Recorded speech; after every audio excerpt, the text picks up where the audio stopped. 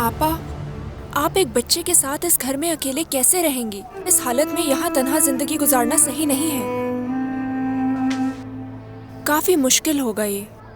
देखें, ऐसा करें आप घर आ जाएं। अम्मी बाबा आपकी बातें समझ जाएंगे। नहीं उरूज, बेशक वो घर अम्मी बाबा का है, लेकिन मैं उनके साथ भी नहीं रहना चाहती हूँ, ठीक है?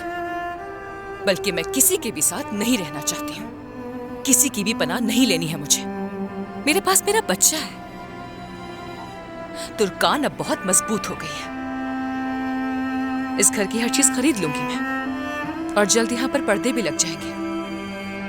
जरूरत की जो भी चीजें होती हैं आहिस्ता आहिस्ता खरीद लूंगी मैं। बस थोड़ा सा वक्त चाहिए मुझे। लेकिन अम्मी बाबा आपको यहाँ पर रहने की इजाजत कभी नहीं देंगे।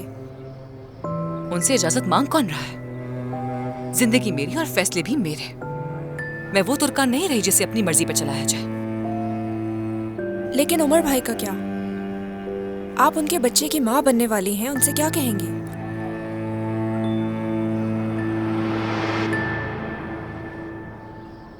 उसे नहीं मालूम कि मैं प्रेग्नेंट हूँ। क्या? लेकिन उन्हें पता होना चाहिए इस बात का। पता चल जाएगा उरूज। वक्त आने पर सभी को पता चल जाएगा इस बारे में, लेकिन अभी किसी को पता नहीं चलना चाहिए। समझ रही हो ना उरूज, ये बहुत सीरियस इशू है। अगर तुमने उमर या किसी और को इस बारे में कुछ भी कहा तो मैं कभी तुमसे बात नहीं करूंगी, ये बात याद रखना। ठीक है, मैं आपसे वादा करती हूँ कि किसी को नहीं बताऊंगी। समझ नहीं आ रहा कि हमारी जिंदगियों को हो क्या गया। एक मसला खत्म नहीं होता कि दूसरा शुरू हो जाता है। क्या? अब और क्या मसला हो गया? दरिया, उसने खुद को मुश्किल में डाल लिया। मुस्तफा के साथ भाग गई। क्या? हाँ, सही सुना आपने। उसके हाथ में तो मंगनी की अंगूठी भी थी। हमारी मुश्किलें खत्म ही नहीं हो रही। ये क्या कह रहे हो तुम उरूज? ये कैसी अंगूठी? क्या शुरू से बता सकती हो मुझे?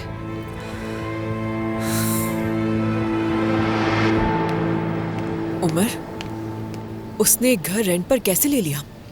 तुम्हें केस फाइल करना चाहिए। हर तरफ हमारे खानदान की बातें होंगी। हमारे खानदान के नाम का कुछ तो सोचती।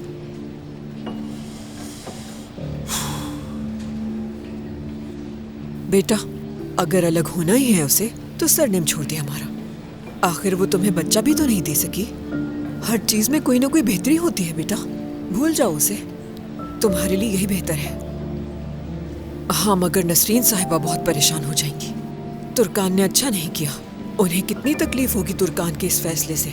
कितनी तकलीफें उठाई हैं उन्होंने। सादिक साहब की भी बहुत फिक्र हो रही है। अल्लाह करे दोबारा दिल का दौरा ना पड़े उन्हें ये जानकर। वो लोग फिलहाल इस बारे में नहीं जानते। आप भी उन्हें कुछ मत बताइएगा। मैं मुनासिब वक्त देखकर बात करूंगा। वो और भी मसलों से निपट रहे हैं। कैसे मसले? क्या कुछ हुआ है?